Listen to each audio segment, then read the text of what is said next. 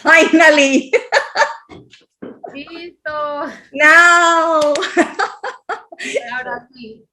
Okay. It's like we just nowadays we need to be IT specialists. We need to be specialists on a lot of things. Yes, that's true. It's so terrible. Right? You need to be multitasking all the time. Yes. It's like at the end of the day, it's so exhausting. Yes. It's terrible, but it's fine. Finally, I'm so glad to just talk to you, girls. Thank you very much. So it's a real pleasure.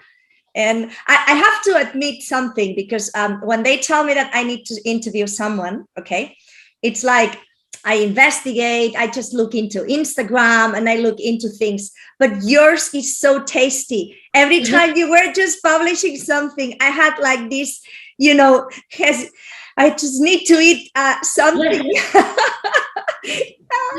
You become like a foodie. It's so crazy. It's like, I need something sweet.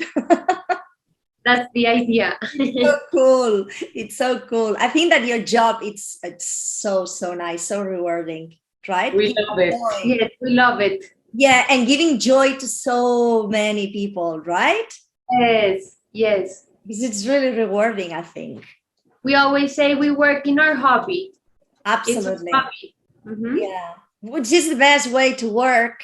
Yes, you don't feel like it. Yes, you don't feel like working. Absolutely not. Absolutely not. Yeah. I'm a teacher myself. And it's like, this is also one of these jobs, like it's super rewarding when you can just help people learn, right? Yes. In my case, I teach English. So it's like you're trying to help people to communicate in another way, in another language. So it's also really rewarding, right? You work, but you don't really have this feeling of working. You have more the feeling like you're helping people, or you are just, you know, making other people's lives better, a little bit better. Yes. That's what I want to think. That's so nice. That's so nice. So, you know about Coachability. So I represent, in this case, Coachability. I'm the one just interviewing people for the YouTube videos and for this project, which is the Womenpreneur project. And the aim of this project is to try to give examples to the people the foundation is trying to help on how you can be an entrepreneur in the first place, but most importantly, how you can be a woman and being an entrepreneur at the same time. So it's not really a conflict, right? So for South African countries, or for African countries, this is quite a big conflict, right? You are either a woman or you are an entrepreneur, which is not most of the times. Yes. So your example is super cool as entrepreneurs, as young entrepreneurs, right? So let's see, can you just present a little bit your project to these women from Africa? Not all over the world, but Africa specifically. Sure. Okay. We're sisters. I'm Denise Hakim, and she's Yvette. We are 29 and 28 years old. Okay. We started our entrepreneur when we were 18, around like almost 10 years ago. We started selling brownies at university when we were very young. We studied business. So we had some free time in noon. So we decided to bake brownies and take to college and sell them. And we started very slowly. We took like around 50 brownies a day. We sold them at 1,000 pesos at that time.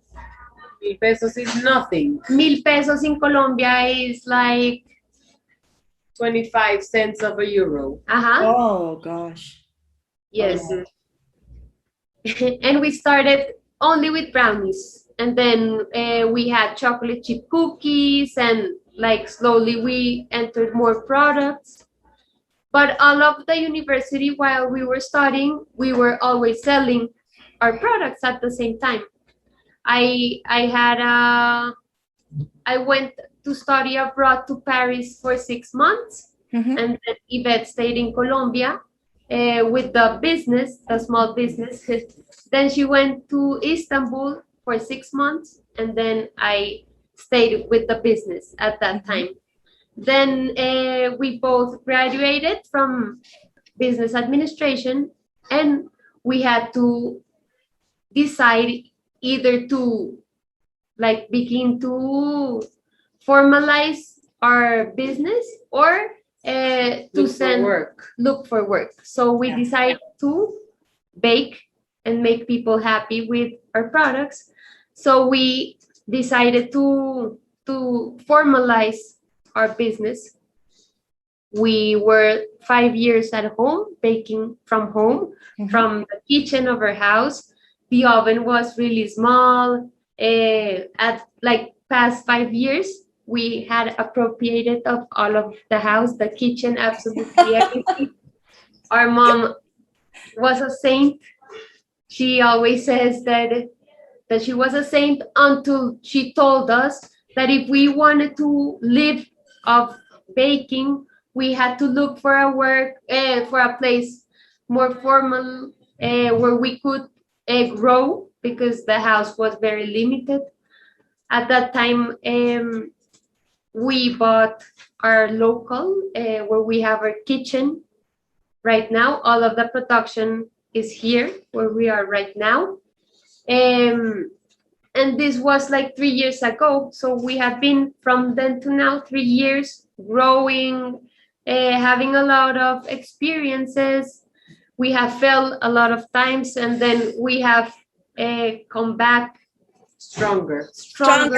There's when you fall, you always just resuscitate stronger, for sure. Yes. For sure. I think we became a lot stronger in COVID. It was very difficult, but I think that from then to now we are like totally different women. Maybe before we were girls and now we're women, because the pandemic was so like tough that it formed us a lot. You need, like in those moments, we had to take really important decisions that if we didn't take them on time and if we didn't think about them, maybe we would have made a mistake and we wouldn't be where we are right now. And the perfect example of that is that we were gonna open it wasn't small. It was a big, like medium store. We were gonna open 15 days before the lockdown. Yeah, I checked on the Instagram that you just explained that. And then they locked us. Really, like no one didn't know what was gonna happen. We had never passed a pandemic, like no one. So we didn't know what to do, what not to do. And then we just decided, like, we need to, like we say it in Spanish, hay que cortar el chorro. Like you need to cut now, because then you're going to lose everything. And sometimes it's better just to lose a little bit, stay calm, like understand the situation and reborn from it. And really, we say like that we're the phoenix, because we were like reborn from our own ashes. Yeah. How important I think it is to just know about your origins and be humble about your origins, right? It's super important to know and never forget where you come from, right? This is, for me, super important. And the same way is also important to know when you need to accept things. It's not easy to accept whatever it comes, whether it's good or bad, but especially it's not easy to accept bad things coming or bad situations. So I think it's so important to be, again, humble enough, to be rational enough to just keep your feelings aside and just accept that this is what you have now, and it's better stop in time than just regret what you just, try to sometimes think big. It's okay to dream big, but sometimes you need to stop, right? Like, and this is so important. And one thing is that we have like a team behind us. Absolutely. We have a big responsibility. If it was like only ourselves, well, something we do. But when you have responsibility, we only work women. We're only women on this pastry. So, and most of them, they are head of family. They don't have husbands. So they depend 100% on their work. So if you are not intelligent or humble, or you can't be stubborn to think, I'm going to do it, I'm going to do it, I'm going to do it, you're not the only one who will be affected. There are a lot of families behind the decisions you take. Yeah, and one of the most difficult qualities on strong women, it's to accept that you can't do it. Yes. Right? When you're just so determined, when you're strong women, as probably you two are, I know that you two are strong women, how difficult it is to say and accept, no more. You need to stop, right? Because your instincts just move you forward. Yes. But you really need to move backwards. And that's so difficult to accept, right? Like in a permanent war, like the angel and the devil. Absolutely. And like one way, we're always like, once we take a decision, we don't like to look backwards. We just like to look like, okay, forward. we're gonna move on. Yeah. And when this was happening, we were like, we have to look back, or we didn't know what to do. It was the first time we really had a really tough decision to make. And after, obviously, we cried, we felt frustration, we felt like we were, I don't know, like your dreams were totally devastated in just one day when they just decided we were closing and never opening, like after 3 months. But then there was also one day when we decided, okay, enough. We have to move we on. need to move on. And in this case, I also think that you have each other, right? Yes. So having each other, I think also helps, right? Having a good support. And in this case, it's family, no? So it's like you rely on each other. So probably where one just doesn't reach, just it can reach the other, or just the other way around, right? So having each other, having a group support, having a strong support, it's also so essential. Yes, that's very important. I'm like, one day I'm fine and she's not, and then she'll tell me, and then the other day it will be the other way around. So you need to be, one is good, the other one's not so good, and then everyone, like teamwork, we tell each other we're gonna be okay, and then we are okay. Yes. Yeah, absolutely. I totally relate to what you say. When I started my school, like when I was 21, I'm 45 now, so it's a long time ago. I just started the school working from home. So I just had my home and the school at the same place. Okay. So when I just decided to step forward after many years, I just rented a small space, right? And that's when COVID started. So it was like I had that space rented for almost 1 year without using it because I was at home, right? I was working remote. And then, like you said, I had to make the decision, okay, let's go back to the origins, right? Exactly. If the origins work, let's go back to the origins. So I closed the space and now I just had to move.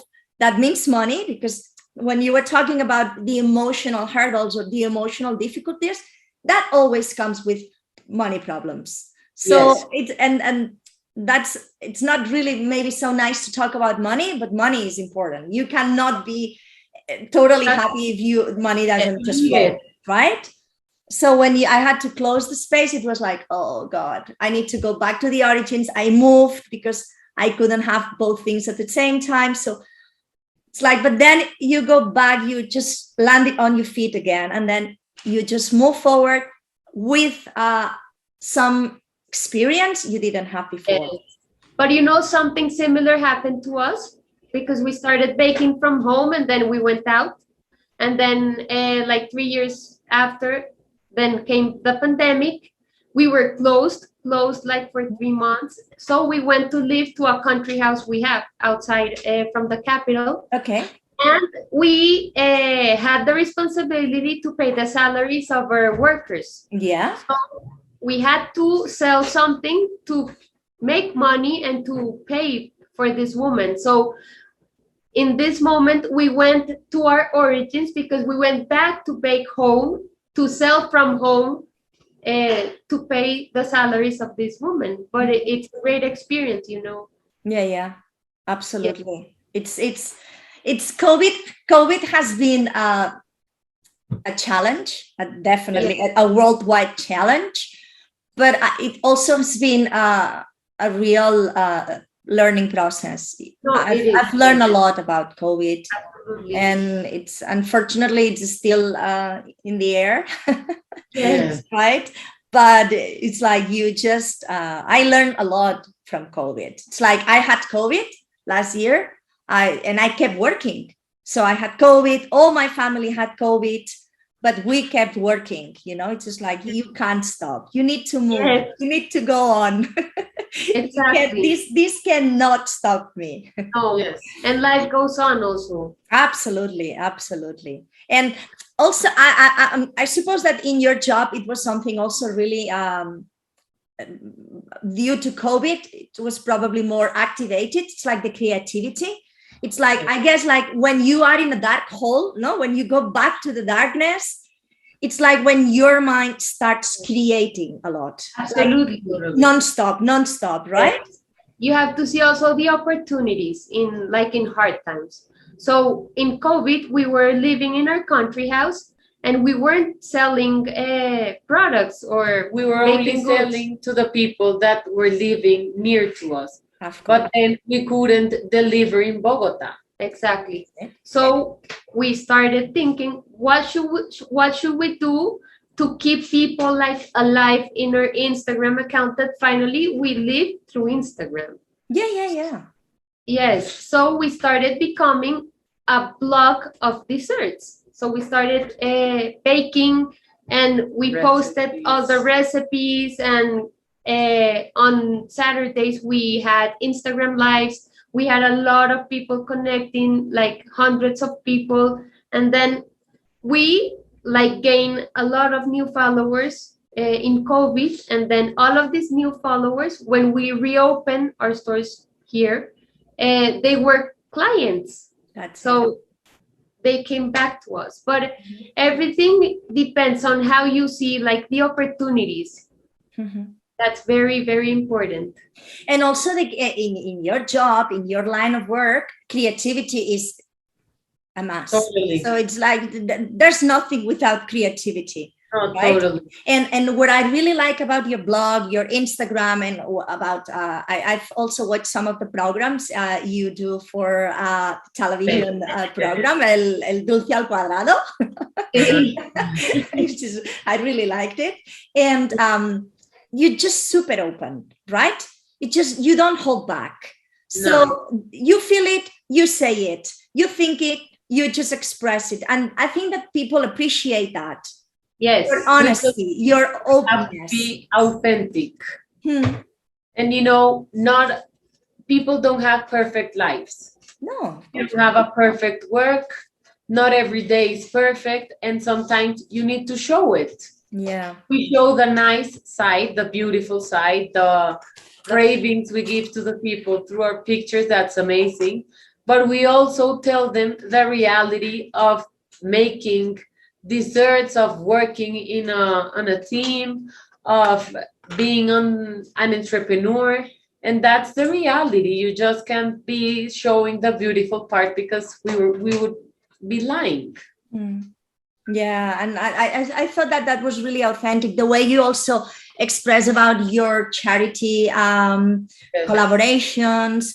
I really love, I don't remember now the name of that man that just came. Rady, right? Rady.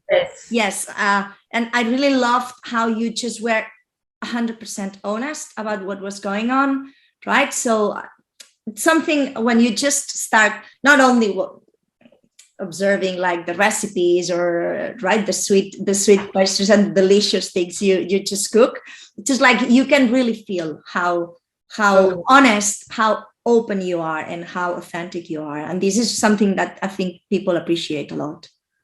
Is that we thought that through Instagram it was really difficult to make a relationship with each of our followers, because maybe if you have a place, now we have it, but before we couldn't speak to our clients.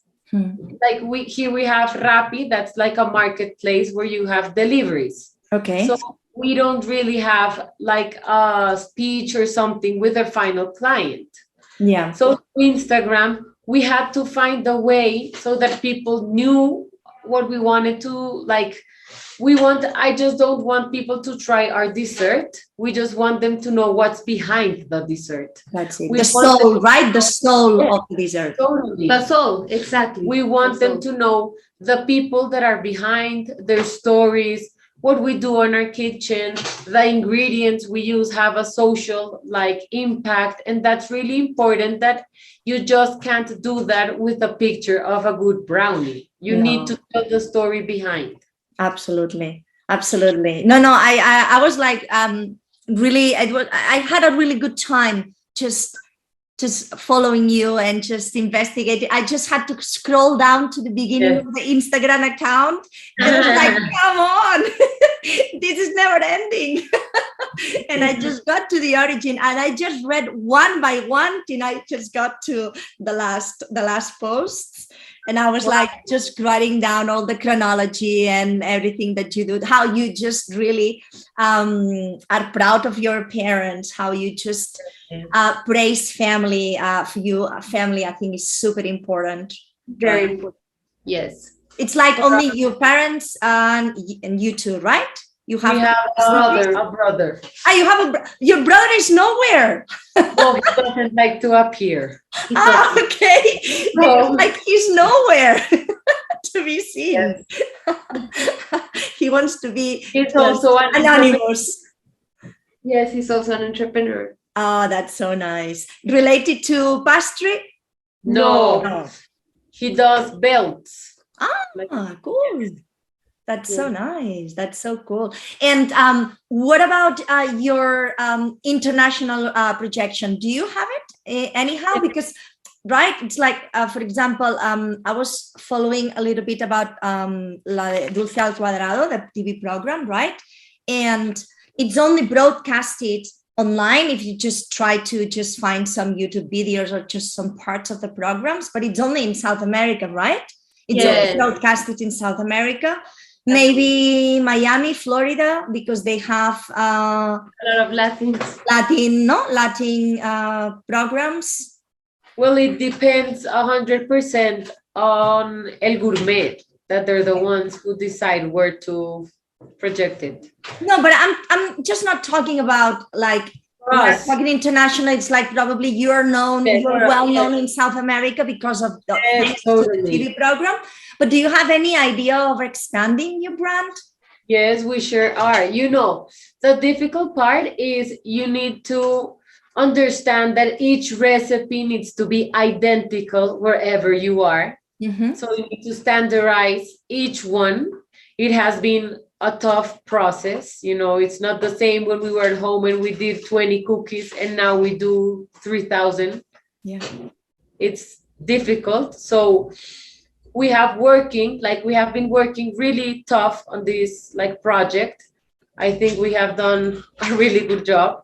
And now we are opening, we have 3 places here. I think we were going to open the 4th here in Bogota. Yeah, I was checking the names also. I really thought that you use numbers. And this is a question I wanted to make. The name of the numbers. It's just, so that's the same pattern. You use the number of the street of the place. No, except for one has a name, right? Not a number. It's like the neighborhood. Yes. Okay. Yeah. Like each one, the number is either depends on the street or the name on the neighborhood. Yes. Okay. That was idea. I thought it was that was the pattern, but I just wanted to double check. That was my idea. And then we want to go maybe other cities here in Colombia. Okay. To understand, to have a little abroad the production, but not that far. Okay. You learn about every process. And then we surely want to go international. It's our dream. We always have it here, and we will make it happen. Any place in particular to start with?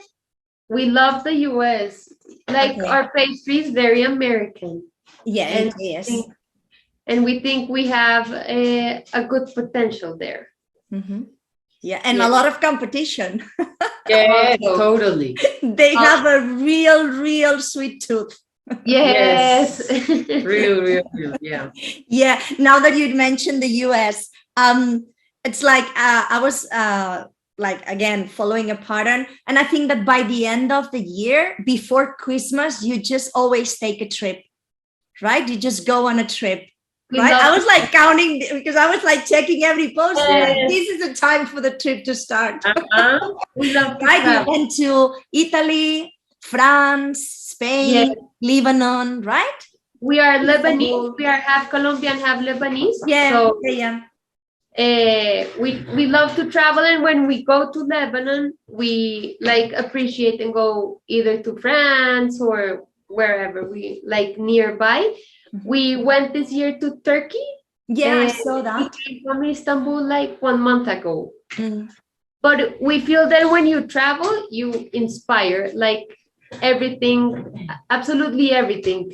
So we love to try different desserts. We love to like see the packaging of desserts, or Mhm. like just go and to the market, or Yeah. just walk. We believe you get to know a culture through its food, Absolutely. and Yes. how people see food in every culture is different. Absolutely. Yeah, totally. And that's just amazing to discover. Mm. Yeah, discover and just experiment, right? Yes. Because it's all about the experimentation too. Yes, and bringing new things to Inspiration. Colombia. Yes, Yeah. so we try to every time we travel, we come here, and then we have like a new product of our From our trip. from our trip. Exactly. From What's our your trip. next destination? Is it in mind? No, Not No, we yet? don't have it. we don't know. No? Have it still. No, Okay. we don't have it. My sister is going to France Oh, now in right. December, because her boyfriend is half Colombian, half French. Okay, nice. To France, and then I'm marrying in February. So you're the And- one getting married in February. Then I have a trip of the honeymoon, but we are gonna travel separately. Okay. But it works also because the experience that each one has, well, she brings it to the pastry, and then Absolutely. we have like new things Yeah, depending. I'm on going to France tomorrow. Ah, wow. Yeah, because for me, France is like 1 hour and a half Yes. away. Yes. How nice for Going us. to Very France, fun. south of France for like a couple of days. And then for Christmas, by the end of Christmas, I'm going to spend New Year's Eve also in France, in the southwest How of France. nice. Yeah, How nice. because it's How- super near. Yes, That's so nice. it Yeah. is very near. It That's is. cool. No, but I was like really, I knew that you just would get inspiration when you travel. And of course, I totally got that you love traveling. Yes, we love it. Definitely, we do love it, and we try to travel one time in the year with our mom, like only the girls of the family, our mom and us too, because our mom also she loves to cook, she loves to experiment, she loves to travel. So we are a good group of travelers. Mm. She's the reason why you guys took up cooking and baking? Yes, kind of, but she loves is cooking salt, and we love all right. sweets. And why baking? Because we come from a Lebanese family, Yeah. and in Lebanon the food is very, very, very important. So Mhm. everything depends like on food. Okay. So since we were little, we were in the kitchen most of the time. Mhm. And our mom, she's a great cook, but of salty food, of like normal dinner. And we started helping her. So if she needed whatever, we helped her. And then we started like, like every child likes to bake, like cookies or brownies or a cake. Yeah. And we started baking just for fun. and we loved it. It was great. And our grandma, she's also a great cook, and she made desserts. So she had great recipes. So we started like our baking time here. Do you need to go? No. Okay. That's so cool. Sorry. No worries. It's okay. I was asking why baking. Okay. That's the big question. Why? Yes. And she told me it was like more like a family inspiration. Yes, and a hobby. Yeah, we really loved it. A hobby. Don't you ever get tired of No. baking? No, we loved it. We love it. Yes. You know, they're different aspects, because one is we bake, the other one you sell, the other one you do the back office part where we distribute. Like, there's so many parts included in the baking process. And we enjoy them all. Yes, it's great. It's great working with women, knowing like the story of every woman behind. Here in Colombia, it's also, I think it's really Similar.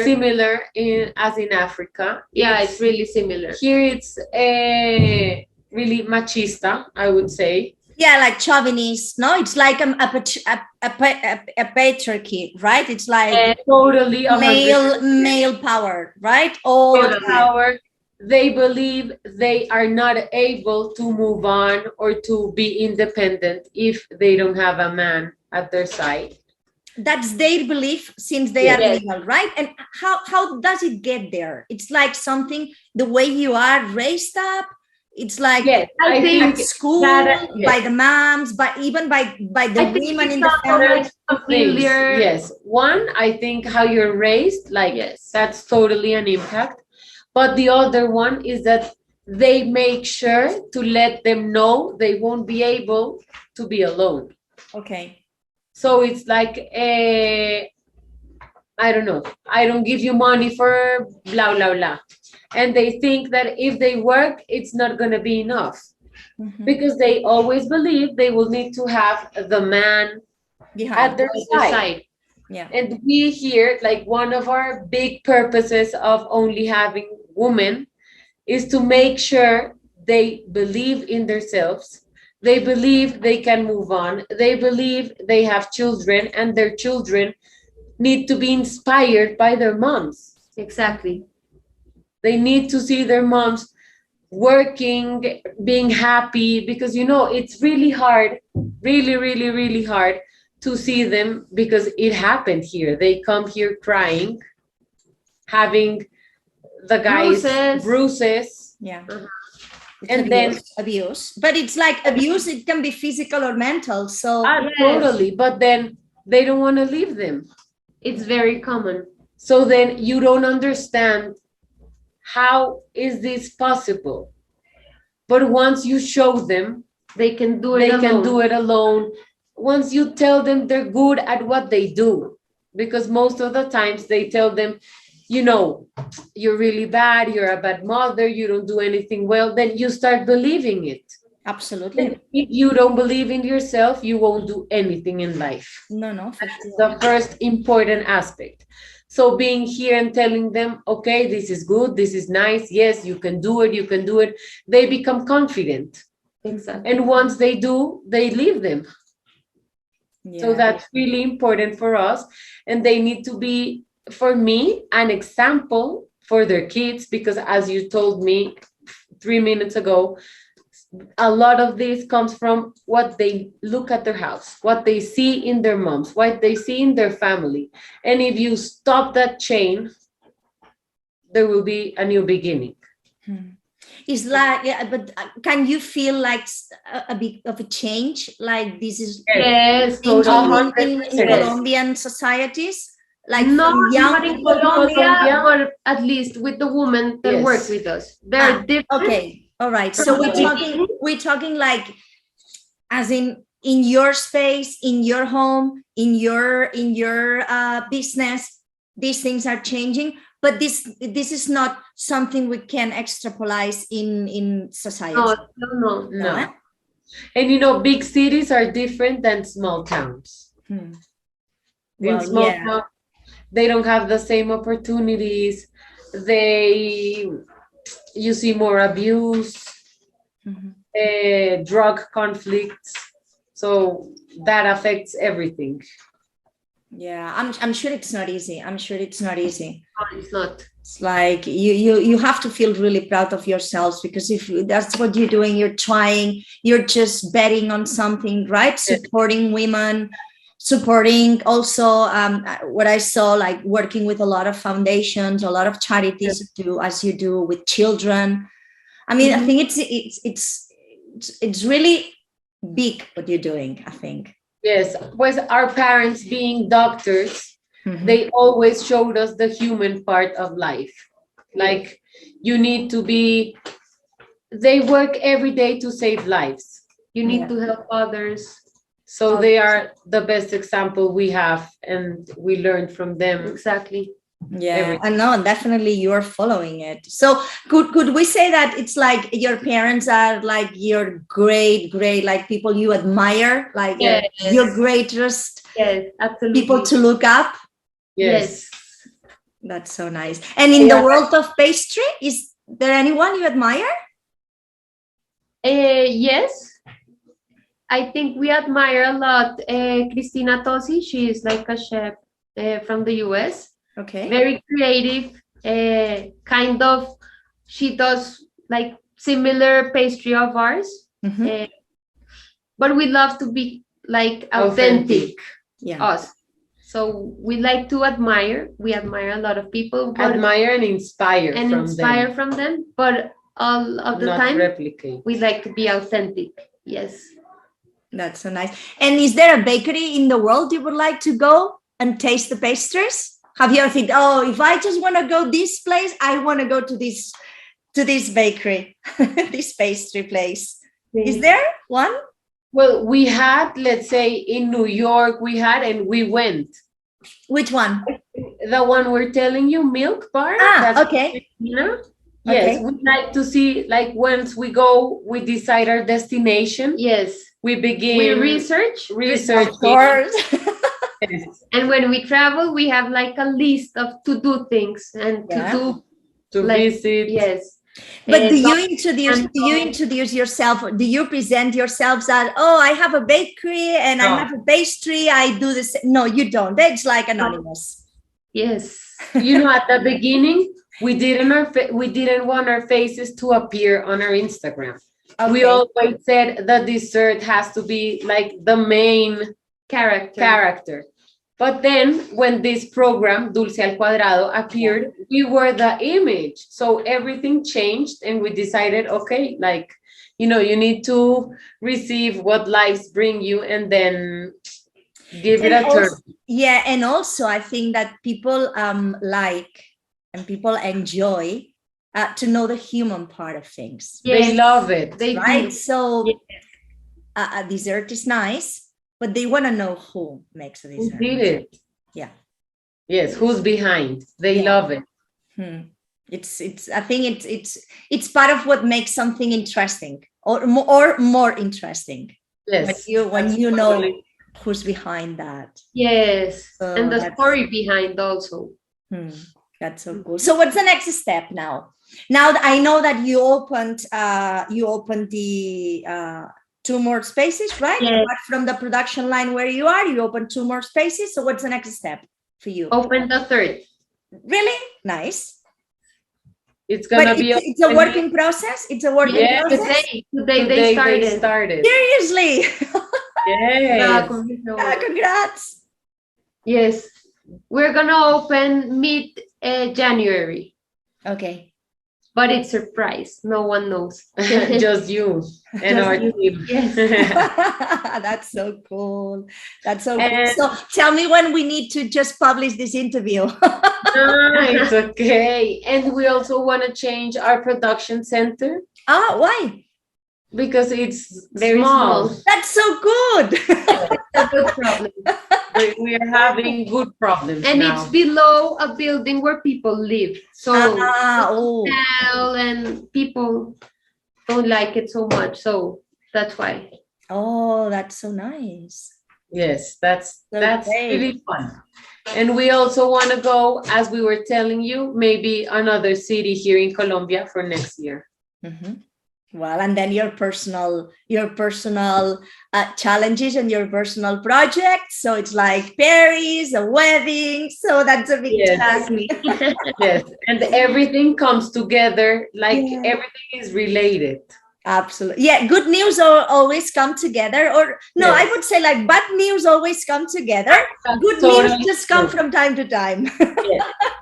Yes. You have a bad day and like everything happens in that day. Totally. Totally. That's so cool.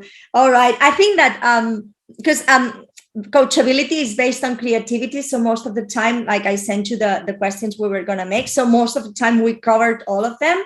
And I just would really like you to just give some tips, some advices to the women who are just gonna watch this interview on how do you think they could just start their own business?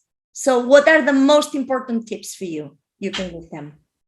You just said it, and it's being creative, like innovating. Every time. Offering things that they're not easy to find, or maybe you can give more value behind experience. They need to know that the path is not easy, but it's worthless. It's worth it.